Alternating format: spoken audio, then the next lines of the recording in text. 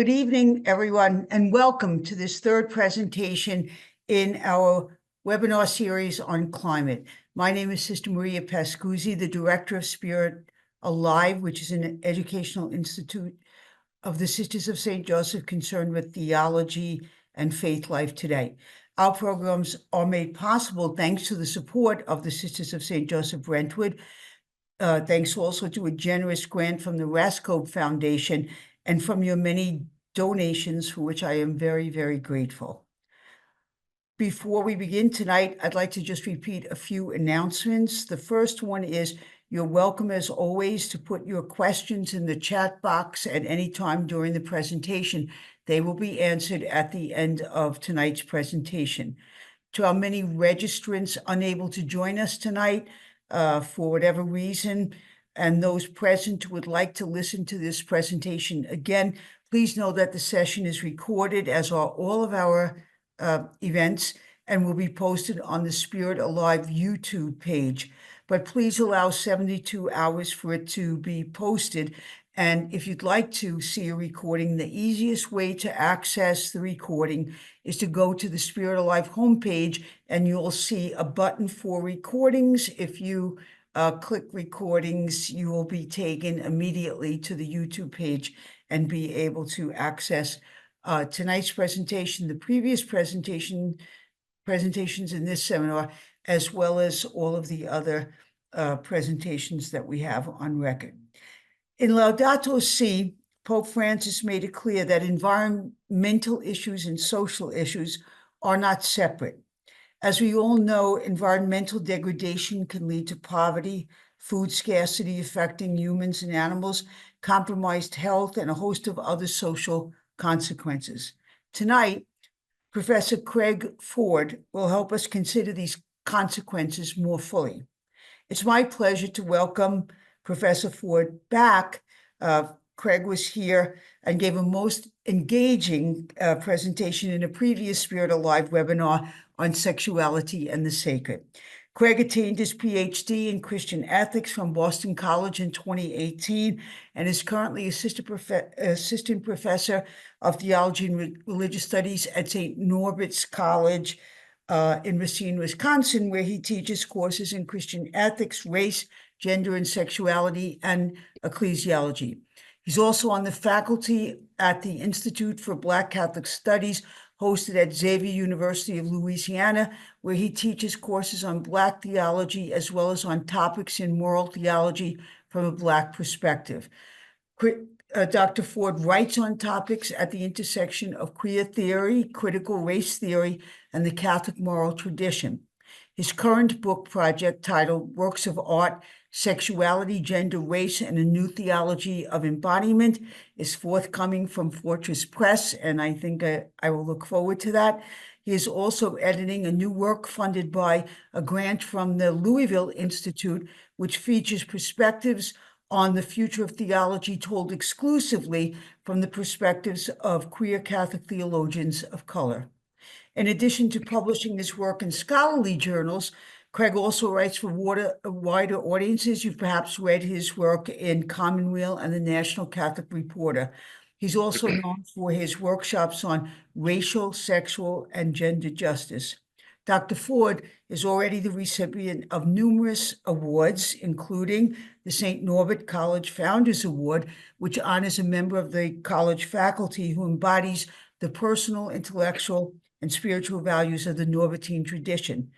In the following year, in 2022, he was the recipient of 4 awards, including the Catherine Mary Lacuna Award, which recognizes the author of the best essay in theology by a young member of the Catholic Theological Society of America. So I am sure you are all as grateful as I am to have this very accomplished young scholar who we consider a Spirit Alive friend to join us tonight and share his insights with us on climate change, ecological degradation, and social justice. Thanks, Craig.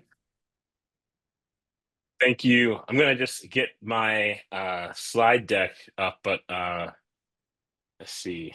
All right. All right. Marie, can you just give me a thumbs up? Can you see the title slide? Yep, you're good. Okay, Perfect. Okay. I just want to thank everyone for being here. I was smiling the whole time because I didn't realize how long that bio is to read. It's a true honor to just be here and to hear about the many blessings that I've been able to have in my own life and my scholarly career. Um, I am so happy also to be welcomed back to this space, which I find to be really life giving. I think the thing that makes me most excited about being a theologian is being able to be in conversation with people who are thinking deeply about their faith. And so I look forward to doing that tonight. The schedule, the kind of the agenda that I have for us is one that divides the talk into two stages. My hope is that it will allow for a lot of time for your own questions, especially because, as Sister said, the title of my presentation is not exactly on sunshine and rainbows. It has the word ecological degradation in the middle of it. So it's not exactly the cheeriest topic. But at the same time, my hope is that as we continue to think through this conversation together, we might be able to take where, at least from my vantage point, it seems like a common emotion of feeling potentially hopeless, potentially even, despondent when we think about the prospect of climate justice, moving from that into a space where we may feel empowered, and empowered not only by just hope, but specifically hope that comes from our Catholic tradition. And that is my hope, that it can build on the conversations that have already been happening in the previous presentations. So, just to kind of keep track of what my sort of goal in this conversation is, it's in these two small sentences, right? The first thing is to recognize that it's very easy to become discouraged at the prospect of irreversible anthropogenic climate change, and that's what. If we really take a sober look at the situation as the scientists tell us, we are at the point of irreversible climate change. To say that climate change is anthropogenic is to say that it is human caused climate change, and not just climate change that comes from other sorts of causes, but as a result of our human activity. And so the phase that we're in now is not one that's about how do we stop these changes, but it's really how do we develop a resilience as a species, a resilience as a biosphere, as we negotiate the continued challenges of our environment, right? And so, as you might expect, there are a lot of statistics. I've tried to reduce them to make them a little bit more digestible, and try to filter some of them through by using frameworks. But the goal really here is to provide a bit of a snapshot of what our ecological situation looks like.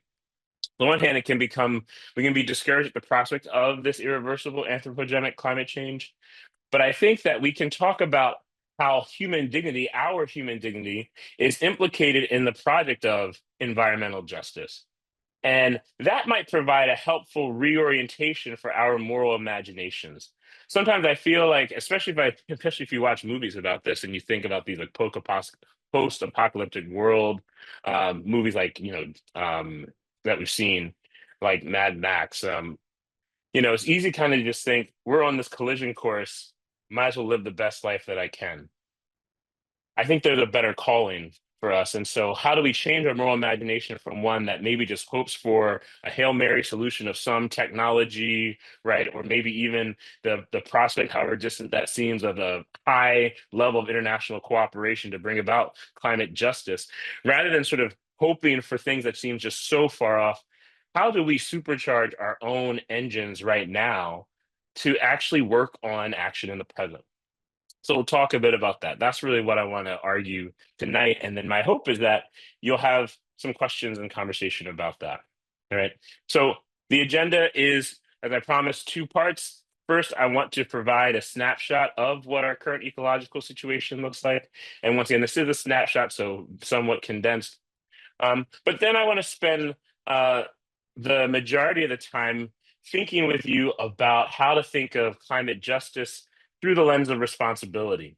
And essentially, what we're going to be doing there is thinking about ecological relations that we have to our environment, right? That organisms have to their environment through the lens of human dignity, wondering how that specific lens can help us. And that will bring us back to something that Sister mentioned at the very beginning, which is thinking about Pope Francis's integral ecology. So that's kind of the journey that I'd like for us to go on tonight.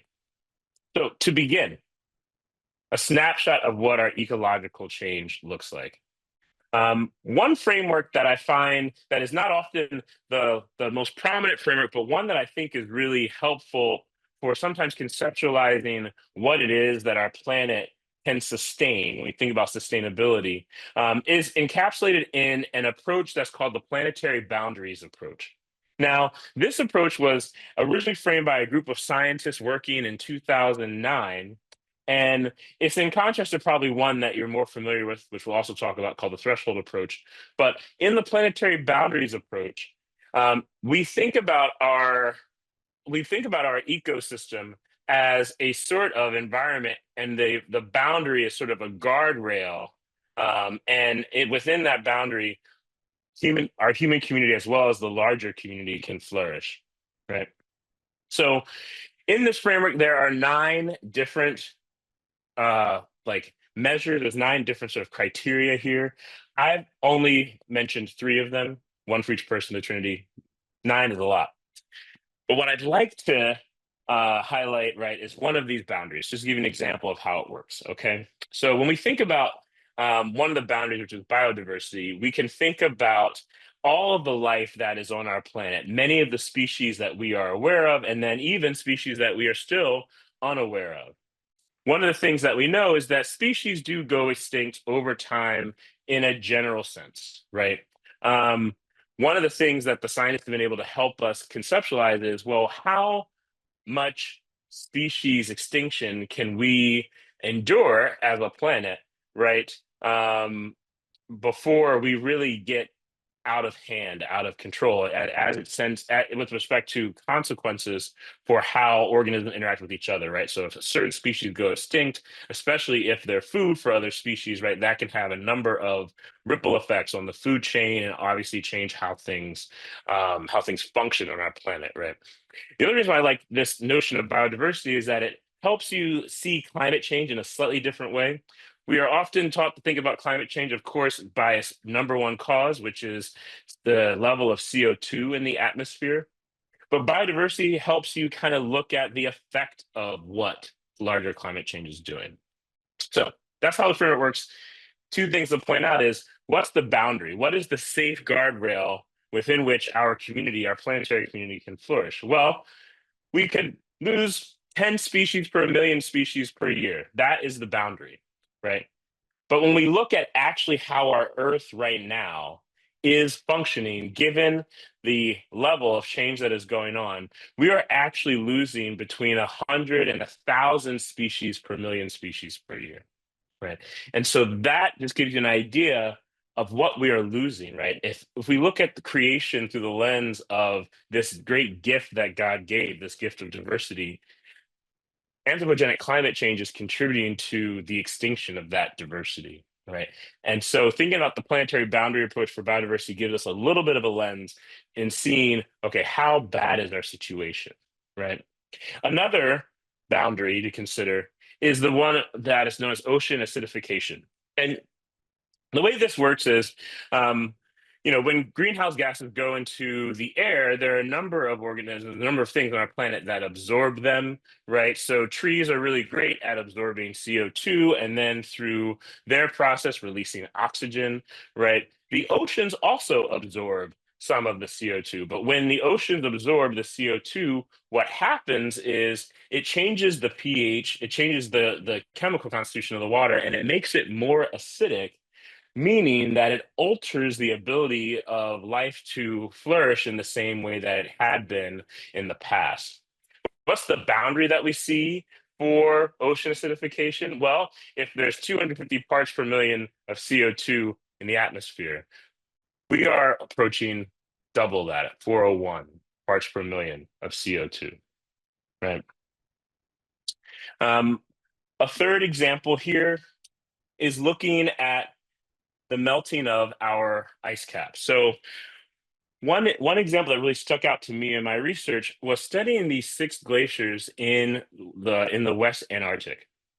Now, a number of scientists have pointed out that these 6 glaciers are melting in a phase that is known as unstoppable melt, right? And so they're predicting a sea level rise of 4 feet eventually from this. what they're pointing out to us is that if this happens, this presents a crisis situation for a number of cities. And I just focused on the ones that are in the US just to give you an idea, but obviously these are not the only ones, right? So cities like Charleston, New Orleans, where I teach in the summer, Fort Lauderdale, Tampa, St. Petersburg, and Miami are all on a path to um, I put path to destruction on there, but destruction meaning that the water will rise and will dramatically alter how that city has functioned in the past and what those cities will be able to do in the future, right? It will be costly, it will be hard to repair, and places that people were able to live in the past may not be able to be where they can live going forward. Another connection that I think is really important when we think about sea level rise is also thinking about agricultural production.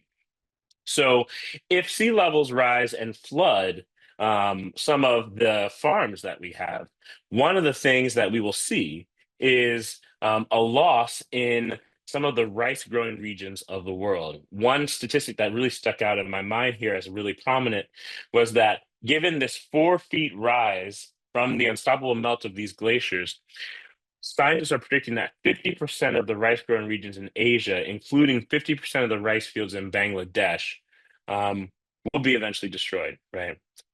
And if you look at another country, Vietnam, which I learned in my research is the globe's second largest rice exporter, they're also bound for the same fate, right? And remember, it's not just people, as I tried to highlight with the cities, it's also vegetation, right? And then it's also the other animal and other plant life that's implicated in all of this, right? So in a boundary framework, right, if we overflow the boundaries, this is something that we are looking forward to, right? If we can stay within the boundaries, we can think of it as kind of the water staying in the pot, but not boiling over, even though the water temperature in the pot might be quite hot, right? So that's one lens. The lens that you're probably more familiar with is this one right here, right? Where instead of talking about a boundaries threshold, where you're kind of saying, okay, well, what do certain things look like on Earth given a rise in the planet's temperature? Right, we're more familiar probably with this notion of the threshold framework, which provides a measurement of the limit beyond which there is the possibility of what scientists call nonlinear abrupt change. The translation of that is trouble, right?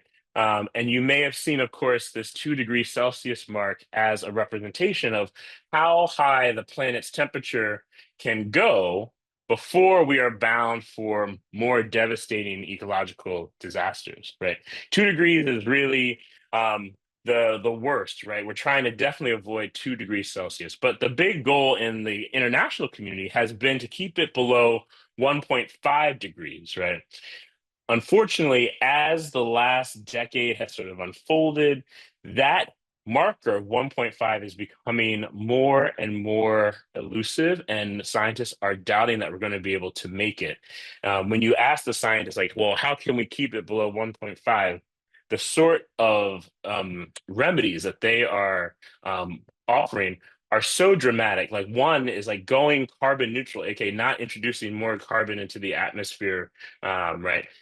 That then you use right neutral right is going to be um they're saying you'd have to really make that down to zero as quickly as possible, and that's something that not a lot of people even think is possible at this point politically, right? In fact, what we're seeing is an increase in subsidies to companies that do use fossil fuels. And one interesting area where this is being seen actually is in AI, right? As AI sort of gets more prominent, it actually needs more space. Computer needs a lot of power, and so companies like Google and Apple are actually turning to power plants. Now, some of them are looking to nuclear energy, but others are currently ramping up coal production. And when you have an economy where people are focused on job creation, those tend to be the sort of economic environments where the subsidies are given that actually end up not promoting sustainability and not getting us away from this 1.5. There's a meeting this week, as I was able to find out, right, that's trying to deal with this very threshold. It's actually a conference on biodiversity. Most of the countries that we see in in sort of visiting this and at this event, which is in a place called Cali, which is in Colombia. Most of them are signers of the Biodiversity Treaty, which means that they're trying to make concrete changes in their countries that will enable us to maintain the biodiversity better in that planetary boundary that I talked about.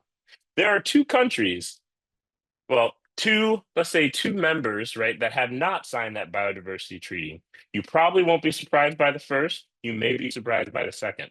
The first is the United States. The second is actually the Holy See and the Vatican, right? So there are two places that haven't signed this biodiversity treaty, and they're trying to work on, well, how do we keep things locked in, locked down, right? Um, so really, I highlight these threshold frameworks in part because, you can talk about the planetary boundary and talk about the pot and look at certain aspects of the world that we're in and kind of judge, well, what would be good, what would be bad, what would be disastrous. Or you can look at it through the threshold framework, which tries to give you a quick snapshot of just what is one measure around which we could say this is very bad, right? Either way, we are currently seeing these sorts of changes happen in real time, right? All of us are familiar with the hurricanes that have just ravaged their way through Florida, Hurricane Milton, Hurricane Helene, right? One of the things that the scientists are continuing to tell us is that even though anthropogenic climate change hasn't increased the number of hurricanes that hit the US annually, um, the storms that do emerge are far more dangerous when they do come, right? And that's something that we're seeing, right? A lot of these hurricanes, when they come, spur massive evacuation events, right? So you're going to see higher wind speeds, heavier rainfall, more severe storm surge. That's an effect of climate change, right? Another effect that we're already seeing now, right, is that in the last decade, human mortality from floods, droughts, and storms was 15 times higher in these highly vulnerable regions. What are these highly vulnerable regions? These are regions that are coastal. These are regions that are in poorer parts of the world, right? And so people are already dying as a result of climate change that we're seeing. So it's a reality that's not just wait until 1.5 or wait until 2. We're seeing those adjustments right now. And a quote that really put this into perspective for me is this one right here, right? When we look at global surface temperature, which is that measure that 2 degrees Celsius is trying to keep track of, right?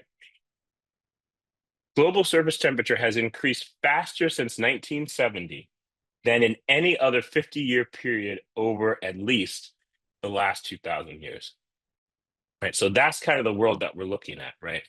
If we look at the threshold of planetary boundaries approach, we're in a moment where we have to make some decisions to really keep our planet within a certain realm of habitability, given that things are already changing. Now, the bleak news can also be accompanied by, I think, some unexpected news, right? I think sometimes when we engage people on the topic of climate change, we think that we have to convince most people that climate change is real. One of the things that I think is very important for us to know is that the majority of people in the US already agree that climate change is affecting their local community, right? So one final thing I want to offer in this snapshot is the idea that we in the US are a public that wants to see some change, right? A majority of Americans, 61%, say that global climate change is affecting their local community either a great deal or some, versus nearly the 4 in 10 that say that they see little or no impact, right? But even when you step away from just who believes that climate change is affecting them, right, you'll see something like this that says that nearly 3/4 of all Americans say that they support US participation in international efforts to reduce the effects of climate change, right? So when you ask people this question of, does this matter? It does, right? And that's confirmed even again. 71% of Americans think climate change is causing either a great deal or some harm. And they are aware that this is something that's going to be worse in their own lifetime. So the narrative that, climate change is something that we need to debate I think that that narrative gets a little bit overblown. There is certainly people who are debating this at some level. But when you look at the majority of people are with the science here. The majority of the people are saying, we have to do something. But the question is, what to do, right? And that becomes the real dicey thing. So I'd like to move to the second half, right? So that's the snapshot I want to give. What then might help orient our attitude, right? And to say a little bit about that first, well, what is our attitude, right? I think if you take an informal poll, I took an informal poll of my students earlier this week. I told them about this talk, and I said, "What do y'all think about climate change?" And these are Gen Z students, so these are the same students who are among the generations next to the millennials who are most likely to want to see the end of fossil fuel usage, who want to see clean energy, renewable energy. They're the generation most likely to do it, and they say, it's important, but they feel completely powerless. They think it's important, but when they ask, well, what can I do? Right. And there's some justification for that, right? The biggest causes of climate change, you know, in terms of the impact in the world, right, are large corporations, right? There is a certain extent in which our practice of food consumption, there's a lot of methane that's introduced into the atmosphere because of how we raise livestock and animals, right? So there is a sense in which there are these large actors that have more power in a situation. I think they sense that, right? But they wonder, like, how can I be effective in this environment? And sometimes it leads then to a sort of disconnect where they'll say, I prioritize getting this education, getting this job, living this life, and keeping my head down, right? A scenario that I call the family man scenario, right? The nice guy that wants to get up, go to work, support their family, and then go home, not cause too much of a fuss, right? We see that a lot in, I think, some of my own students. I wonder if it's something that you also see. So that's a question that we maybe be able to talk about a bit more. But I think for the majority of us, it still leaves the question open of, well, how can we orient ourselves to thinking about changing the trajectory in the sense of changing how severe our trajectory is when it comes to thinking about environmental degradation.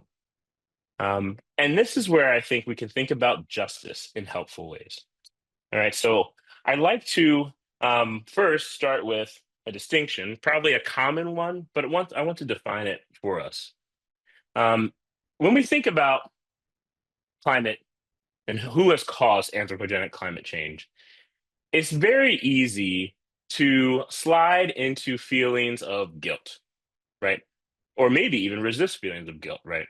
But anyway, when we think about guilt is this idea, this is this sort of ascription of culpability to a person. When you say someone is guilty, it means that they have done some wrong that they can be held liable for, right? Oftentimes, when people think about guilt they think about it with respect to their own individual action, right? So if I stub someone's toe or cheat someone out of something, well, then I am guilty of that, right? It can be indexed to me pretty handily, right? This is the theory that largely operates in our legal system, right? Are you responsible for the wrong? If so, how then do you correct for that in some way, right? A lot of people, when they think about the climate that we're in and what we can do about it, sometimes they go to what I heard on a recent podcast called was that we turn into climate sad boys. What does that mean by climate sad boys? Besides the gendered reference to just boys, it's supposed to kind of reference this idea that we just feel completely despondent and we feel that our actions have contributed to this in such a way that we're at fault. And sometimes we just sort of resolve ourselves to just simply saying, I did this, I'm involved in this, right? Some people think that, right? Um, I think that guilt, it may not necessarily be the most productive emotion to have when we think about climate change or when we think about climate change itself.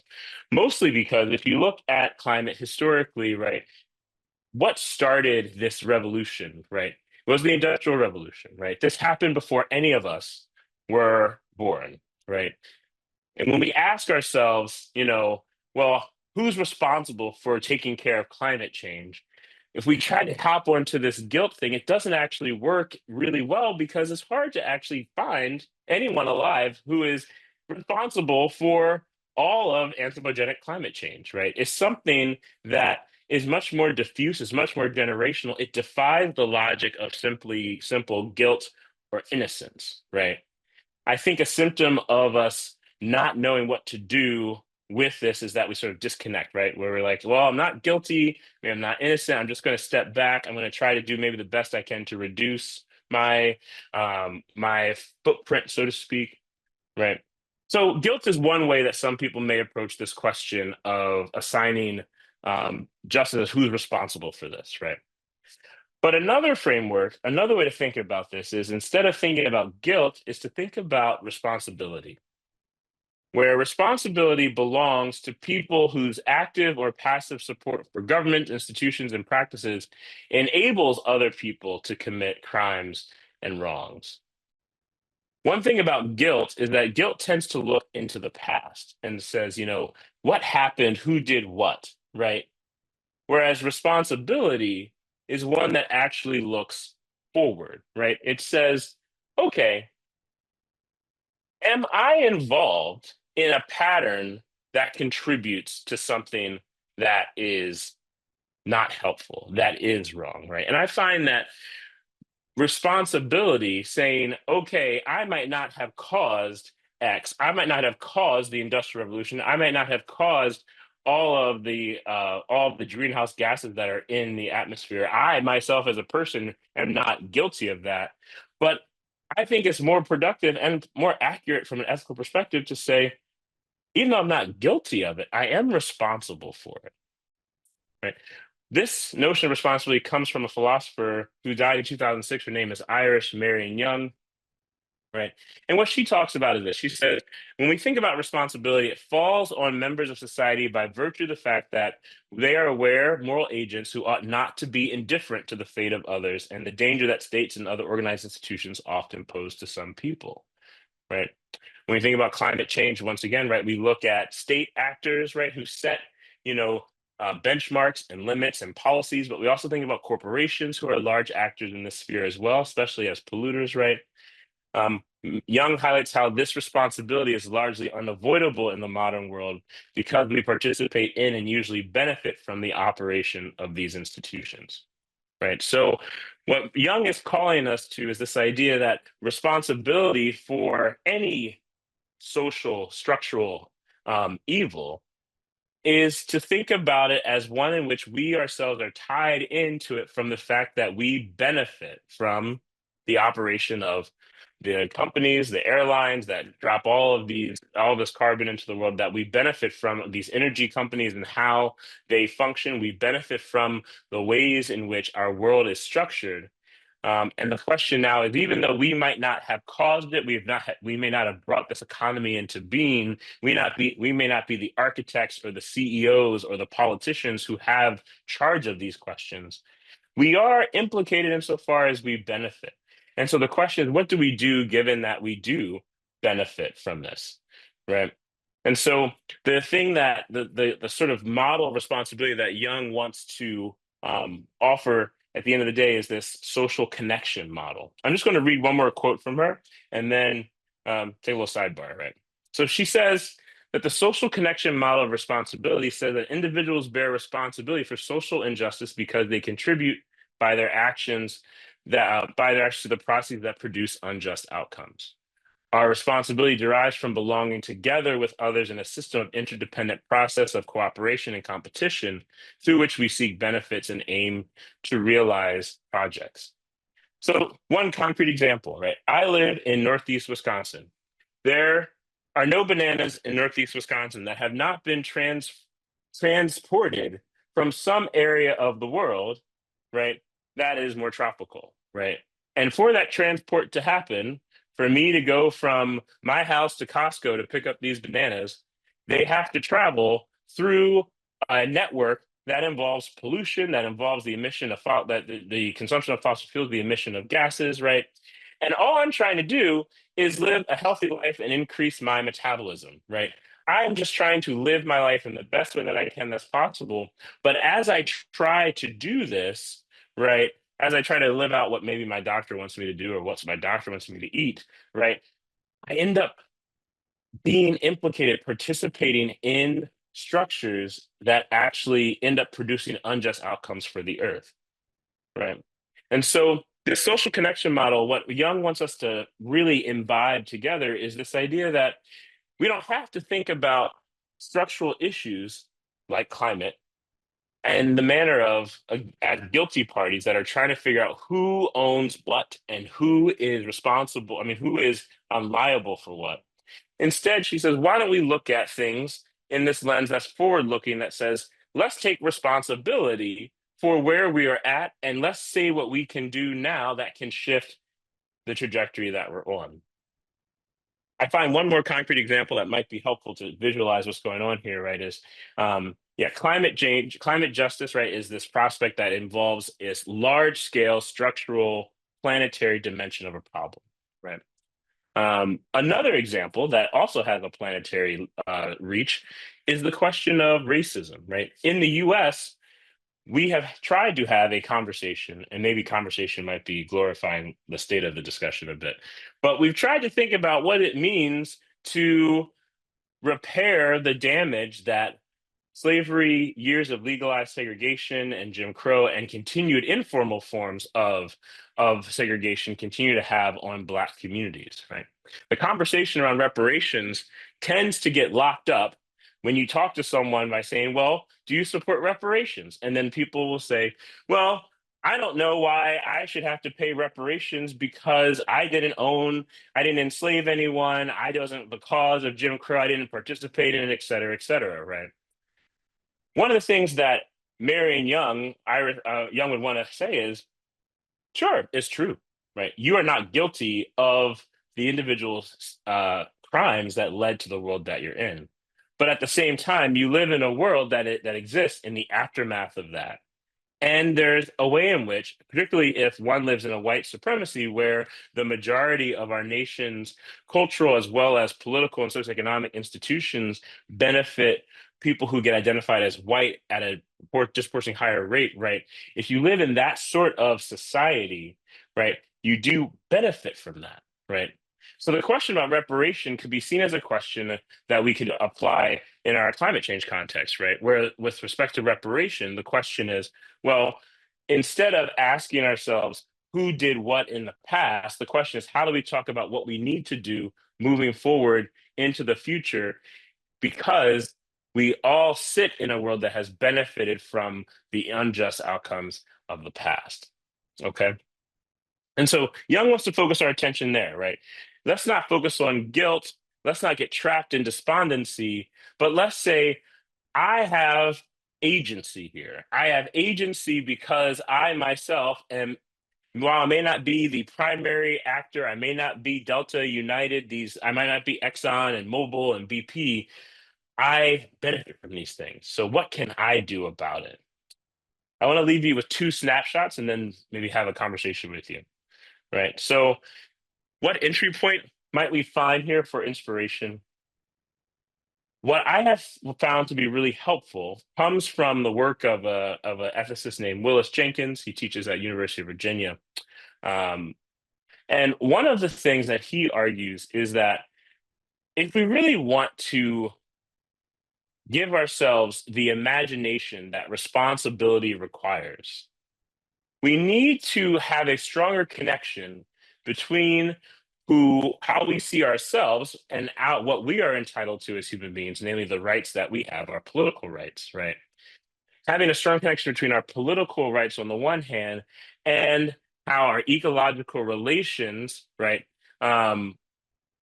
are embedded within those very political rights. So we think about oftentimes the environment as sort of the ground or the stage upon which our lives unfold. But one of the things that Jenkins and other theologians are asking us to think through more clearly is, well, maybe actually the environment's not the stage on which your life occurs. The environment, in a certain sense, provides you with the extension of your own personhood and how you function in this world. So, two cases. First one is the Love Canal Parents Movement. So the founder of this is a woman named Lois Gibbs. She's depicted there on the slide. She started the Love Canal Parents Movement in the 70s when she discovered that her child's chronic sickness likely had to do with the 21,000 tons of chemical waste that was over which her and their child, their neighborhood was built. Right. So she discovers that she's living in a place they smell odors and they have these patterns of sickness, including excessive miscarriages. And she's saying something is wrong here, right? The way in which these chemicals are being introduced into the atmosphere and the planet around is actually affecting her own bodily existence, right? And affecting the life of her child. So one of the things that she was able to do was she was able to successfully get the government to have a evacuation of a smaller area around the main site. But at the time, the whole site didn't actually get evacuated. Her neighborhood was outside of the radius of the evacuation. She was dissatisfied with this. Eventually, she calls up the newly created at the time Environmental Protection Agency, and they confirm via blood tests that there is chromosome damage, indicating that the residents were at an increased risk of cancer and reproductive issues. So essentially confirming what it was that she was beginning to experience, right, in herself. Right. Now, the thing that I love about the story is that it gets a little wild. At some point, she and other people hold two EPA agents hostages for 5 hours because they are demanding a government evacuation of the area. Now, if that doesn't make you chuckle a little bit, imagine holding government officials hostage by a climate activist, right? What I think is more interesting is to look at how she argued, right?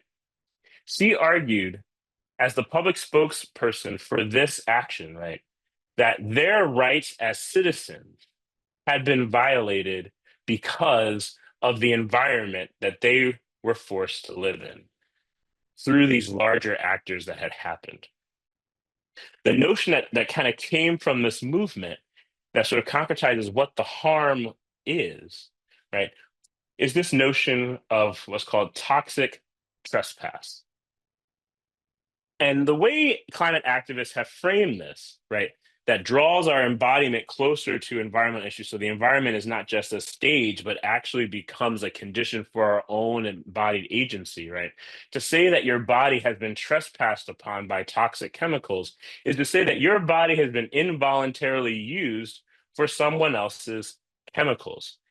And when we really think about the womb here, right, the womb is a place that is particularly vulnerable to toxic trespass. Because if you expose the womb to a number of chemicals, that can cause disproportionate risk for pregnant women, fetuses, and the infants, especially when those chemicals accumulate in milk or in uterine tissues. We also know that prenatal exposure to things like pesticides, which is likely to happen in areas with lower socioeconomic status, so also think of Black neighborhoods and Latino neighborhoods, right? We know that that already has a severe negative impact on childhood brain development. Right.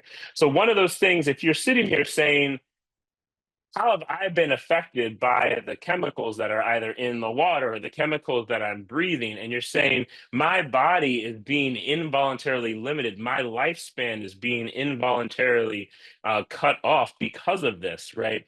One of the imagination, the point for taking responsibility that Young and others are talking about is to say, my body, my own personhood, what I'd like to build up to is my dignity is being violated by the world that is being dumped upon in this way, right? One more example. Now, the first case involved a white working class neighborhood in New York, actually. This one involves Warren County, North Carolina, and a Black neighborhood. So, also around about the same time, there was a company that tried to evade a number of toxic waste regulations. And so, what they did was they dumped a like 240 miles of this contaminated fluid along the highway. The EPA get called in, they order a state cleanup, and they propose a landfill for where all of this is supposed to go. They want to place that landfill in the neighborhood where the majority of the residents are poor and African American, right? And so what you see here in this particular scenario, right, is how people of color, many of who don't have a lot of political power to go to some of these meetings and say, would you like to have this landfill in your neighborhood, right? They're busy working multiple jobs, trying to make sure that they stay out of poverty, right? We are familiar with a number of the statistics that affect Black people, right? That Black people are more likely to live below the poverty line, more likely to have health issues that lead to premature death, right? More likely to be in schools in areas that are not as widely educated, right? So we know that these statistics exist.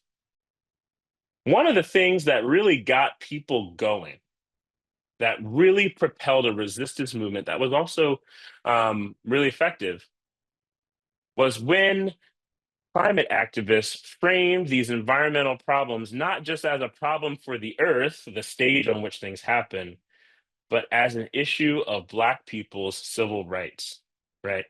Because that changed the frame. It changed the frame from something that's just about the earth and chemicals and things that I have difficulty controlling, and it moved it to a frame in which fighting against this landfill is a part of the overall struggle that Black people have against racism and how racism functions in this country, right? And one of the things that we know also from how environmental racism functions is that people of color tend to live in neighborhoods and in spaces that bring about higher mortality and morbidities due to environmental factors.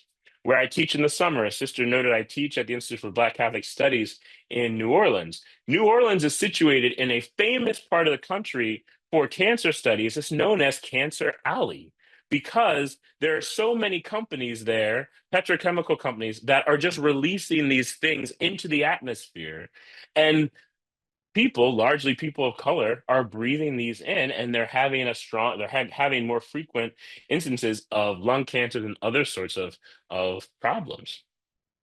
But just to return to this main point here, right? So what really supercharged people to take responsibility to say, you know what, we're going to hop in on this because we want to change the future trajectory was highlighting how their own bodies are implicated, how their own freedoms are being violated by how the earth is being dumped upon and dumped in, right? So please to my final slide. The thing that Willis Jenkins highlights in this book that he calls The Future of Ethics, right, is that if we want to really think about environmental justice in a substantive way that can help unlock our creativity to get us out of feeling bad about or sad about or feeling completely disempowered when it comes to climate justice, he says, think about how making human rights claims, whether those claims are about civil rights or whether those claims are about having the right to a body that is not subject to toxic trespass, thinking about how making these human rights claims expands our idea of what human personhood really means, right? In our Catholic tradition, this points us directly at the notion of human dignity, right? That insofar as these things happen to the earth, it violates human dignity, right? It violates the dignity of the person. It violates the wombs of people who are carrying children and the next generation. It violates poor Black communities that are more likely to have these petrochemical plants placed in their neighborhood. It violates the fact that we are made in the image of God, right? And it violates the right that we have to be able to enjoy the created world as God created it, where we cooperate with God and creation and not destroy it, right? And when we return to Pope Francis, right, talking about the Imago Dei and talking about human dignity does not just mean saying, well, the environment only matters because human beings matter, right? As Francis notes, as you may have heard, one of the things that he really highlights in Laudato Si is this notion of integral ecology, which says that, you cannot separate environmental issues from other sorts of justice issues involving human beings. They're all connected together. Right. If I've done anything tonight, the goal is to inspire thinking deeply, more deeply about that connection, right? That connection between the environment and social justice issues more broadly, that we are implicated in these things. And so, insofar as we're implicated, we need to figure out a way to turn potential feelings of guilt or despondency or hopelessness into a forward-looking responsibility that pushes us towards saying, how do we change the trajectory of the future? What Young and Jenkins have offered, and what I've tried to say, is the pathway to really shifting that imagination is to now ask about how your own personhood is tied into this, how the air that your lungs breathe is tied into this story, right?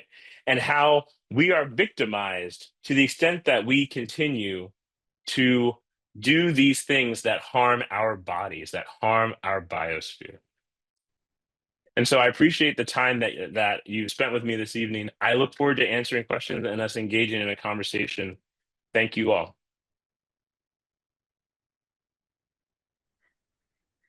Matthew, can you bring me back on? Okay. All right. So I'm going to read some questions that was great. Thank you. Wow. But this is from, let me see. Why do you think so few people mention the military as one of the factors in environmental Mm, impact? yeah. I mean, and I take the point, right, that I didn't mention the military either specifically. You know, um, I think I wonder if one of the reasons why we tend to think about certain types of changes as being, common on the list of environmental impact is because we see some of them as more elective, right? So when we think about how our clothes are made, or we think about the type of travel we have, like if you're going on a vacation, you're thinking, oh, should I offset this? Because that's something I'm choosing to do. I don't have to do. Sometimes we think of the military and the expenses of the military as just obligatory. We just have to do it. We have to have a military. They have to do it. They have like a blank check on what needs to get done, right? But to the extent that they also are polluting the atmosphere, right? And to the extent that the military becomes, and especially the US military, has a ubiquitous presence around the world, right? It has cost to do that, right? It absorbs energy, right? And when human disasters happen that are caused by weapons and warfare, that has environmental impact, right? When you displace people, like we're seeing right now in Gaza, Syria, in Sudan, we've seen these places where people are being that's a change in their environment, right? If anything, I appreciate you mentioning that. And the one thing I hope I might say to add to it that maybe can dovetail with my presentation so far is saying that highlighting how the military is affecting the personhood of people, where their Mhm. bodies can be and how their bodies function, draws together the environment and the political together in a way that I think can shift our moral imagination beyond just saying, "Oh, this is an environmental issue, can't do anything about it," right? Because when we actually start addressing the issues associated with the military and forced displacement and migration, we actually are also affecting climate change, right, as well. Thank you for that observation and question. Mhm. And I think the same person made this observation. Banana workers are also impacted by the chemicals used on bananas, and it's passed on to the consumers. Absolutely. Absolutely. Right. Yeah. As soon as I think, oh, I want more potassium or anything, any part of my diet that when we think about where our food comes from, I mean, sometimes I get nervous about watching all these documentaries about my food because I'm not sure what I'm going to eat after watching these documentaries because of how implicated I am in this, right? But I wonder, if we weren't so complacent with saying, well, this is just the way it has to be, but it said that if I consume this sort of thing, it's actually affecting my longevity. It's affecting the longevity of my community, right? That may even motivate us beyond ourselves to know that our children, to know that our friends, our loved ones, and maybe even future generations have to endure the consequences of our actions, right? To say that we're impacting their human rights and their choices, that provides, I think, a helpful reframe sometimes instead of just thinking of, well, this is an environmental issue, it's not a political issue, it's not a human rights issue. They're all connected together. But yes, you're right. The people that work in gathering this food for us, also have to work around these chemicals, and sometimes they don't have the protections, the minimal protections that we have in the US working around the same chemicals, right? And Mhm. something I learned a few weeks ago, which was really scary, is that there are so many so chemicals are assumed to be safe until they are shown to be toxic. So many chemicals that we engage, like I get the water report, has a list of everything in there. um there are some things that we know exist but just have never been tested for toxicity. We have no idea what concentration that makes them bad for us, but until someone pushes, like a Lois, that says something's wrong in my community, right, we just sort of live with it, right, because it's not, the government doesn't test everything that exists that they know exists because they have to prioritize. But it's scary to think that the assumption is that a chemical is safe until it's shown otherwise. One of these things that I learned is like the plastic that you wrap like anything around, that has a number of things, chemicals that have never been tested. And we touch this all the time. So I learned a lot in preparation for this. Some of it was so scary I decided to leave it out for y'all because it's a nice evening that you want to have, and I don't want you to walk away completely horrified. Oh, Greg, I have a question for you. Um, I, I was shocked to hear the US and the Vatican have not signed that biodiversity treaty. That's just mind blowing. We have Laudato Si, we have Laudato Deum, Laudate Deum. I mean, why? Can you explain to the audience tonight why the Vatican is not on board with that treaty? Yeah. Yeah, it's interesting. So the Vatican has like a it's like it has its own city, its own city state, and it has its own government. Now the Pope is the head of that as well, but it's kind of called the Holy See. And what that means is it's a political entity. So if you ever go to the Vatican, like that area is that territory. Um, and they have to make a number of, that part of that side of the house is a little different from what we might consider the Vatican, which is a lot where like the theological stuff happens, right? Even though these are the same place, right? So you can imagine, right, there's like the state of where the Vatican is, and that's Vatican City, and then you have, also headed by the Pope, but then you also have sort of like the Roman Catholic Church as a spiritual and religious organization. um Sometimes I imagine that it's not seen as expedient sometimes to endorse or do something that can be seen as potentially isolating if you're trying to keep people at the table, right? So I imagine there might be some politics going on here, but I was shocked to find out that the Holy See didn't sign it. I assume the reason why is because of some sort of political play that's going on to try to keep people at the table. The Vatican does sometimes like to see itself as a negotiating partner, neutral in some cases. No, it depends on what it is, right? Because Francis is very loud about war, right? He's very much against it, right? So I think when I looked at it, I didn't see a lot, so it was just led me to like a general political speculation, right? I think the U.S. situation is that we just don't sign a lot of UN treaties, because we see a lot of times it is seen as violating our supremacy clause that says that the highest law in the land is the Constitution, and so some people will say if we're beholden to an international treaty that violates the Constitution, um, which is a very interesting legal theory. Probably not the most productive one for the future of the planet, but it's the one that we use a lot. We also haven't signed the Treaty on the Rights of the Child either. I mean, it's wild what the U.S. hasn't signed. Mhm. Yeah. I don't know if anybody else put a question in the chat box, or if you want to raise your hand, Matthew can acknowledge you. I just want to say for myself, I was sitting there listening to you tonight and thinking, because I lived in Italy in the 1980s, so uh, more than 40 years ago, and they didn't have cow farms like they have out in California with methane gas that you could smell miles away. The food came in from the local uh, uh, farms every day to the little markets and stuff. And it was only after living there that I came home and began to realize how awful the food was that we are given in America, how fat American people are, Hmm. how addictive are the things that are put into the food, um, Hmm. and how angry I get now Hmm. being back here eating this crap, literally. I mean, Hmm. that's what they give us. But I never really thought about it until you brought it up tonight in terms of being a victim or violated. I mean, I get angry at these major companies. I get angry at, when you hear that they also they put into baby formula terrible Mhm. things that are unhealthy for babies.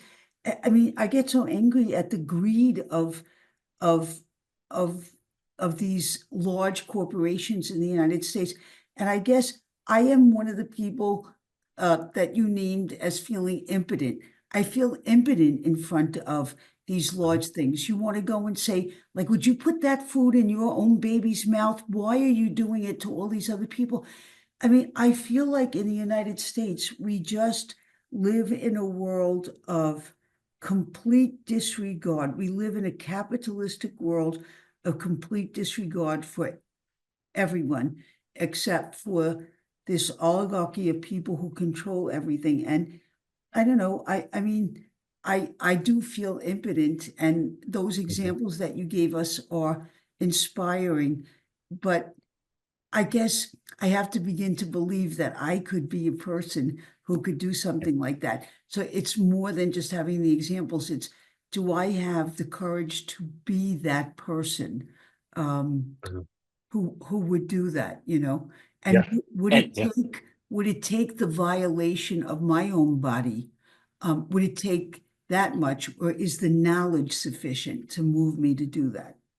hmm Yeah. I mean, I think one of the scary things that is already happening, as you point out, right? We are already the notion of toxic trespass. When I came across that phrase, I thought it was so evocative, right? As a framing for what it is. Like our bodies are the home for all these chemicals because Right. they serve the bottom lines of corporations. They become we become part of this this engine, and we don't incentivize other things, right?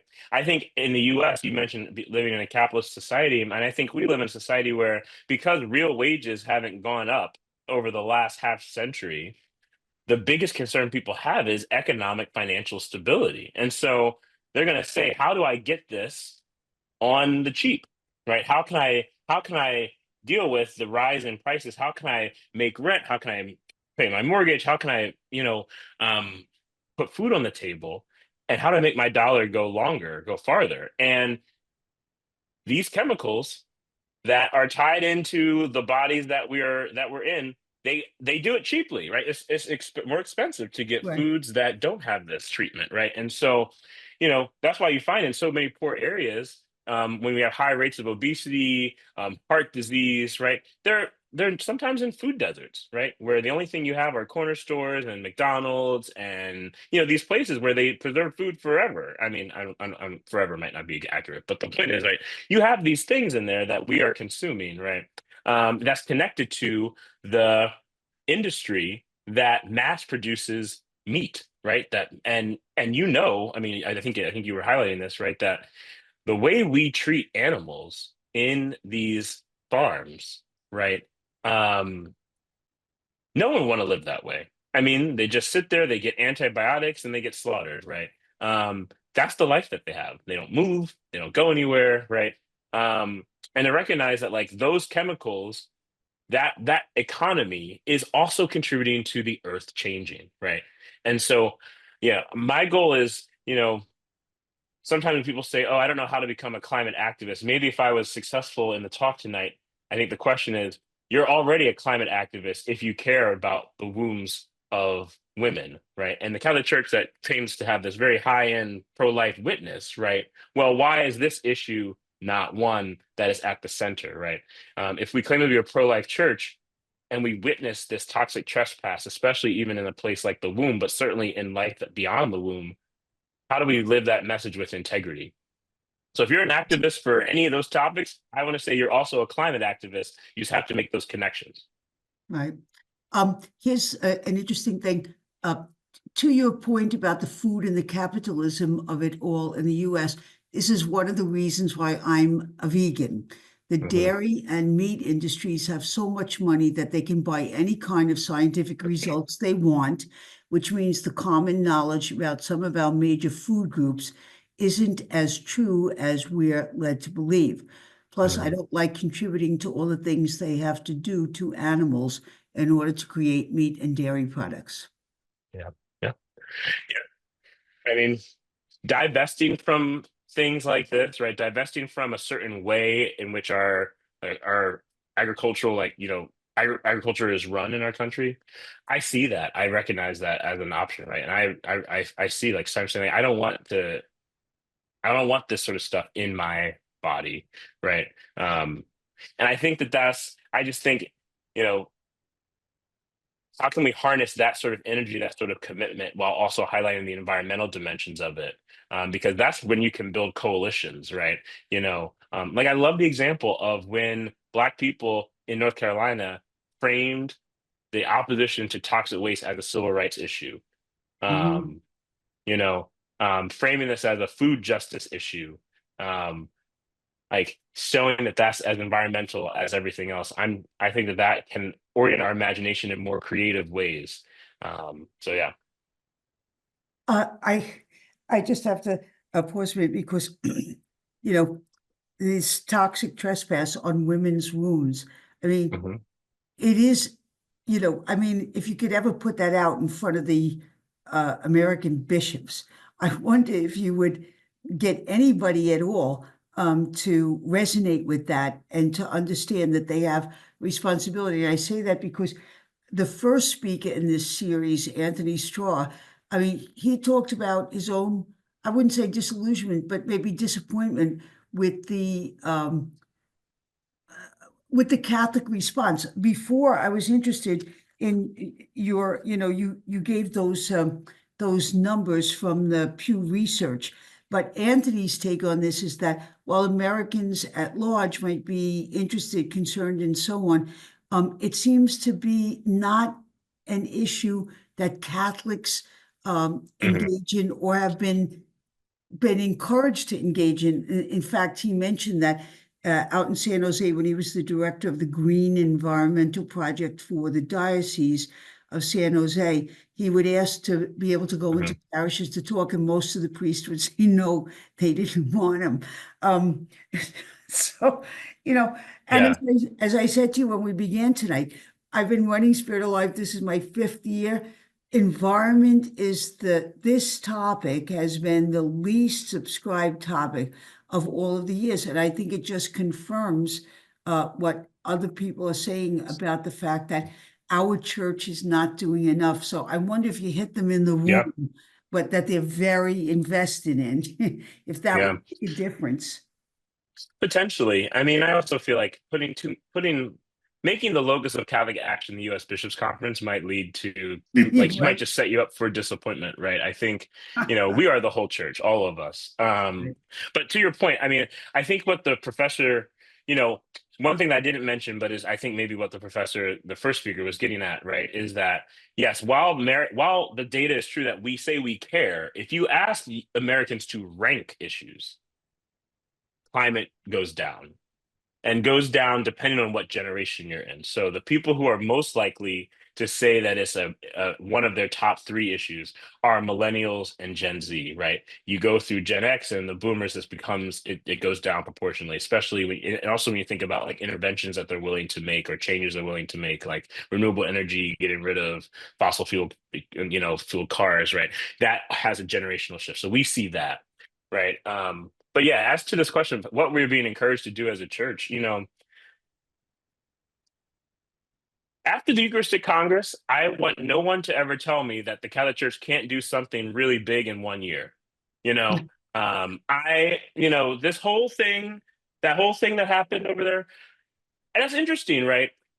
Because when Laudato Si came out, it was hard to find like a reception for it, like what diocese we're talking about it, right? But the Eucharist is a whole nationwide thing with a whole production and marquee speakers, most famous priests in the country coming in, right? So we can do this. It's not that we don't have the infrastructure; it's that we lack the will, right?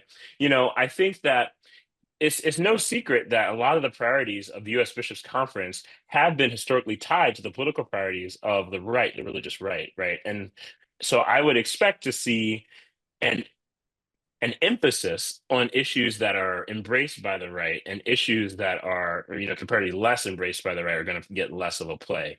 I think that the one place where this has been a bit confounded was during the Trump administration, when the question of migration really came, right? When we saw family separations, and then the Catholic Church really put up a little bit of a voice in the US. A little bit was like, please don't do, we shouldn't do this. Like, we have, what's going on. And just last year, or maybe this year, um, El Paso diocese actually claimed that, for the government in Texas to try to restrict them from their charitable activity, that they were violating their religious liberty, which of course was the best thing I've ever had with my morning coffee. So I called up a whole bunch of friends and said, did you know that not letting migrants come into the US is a violation of our religious liberty? That was news to some people.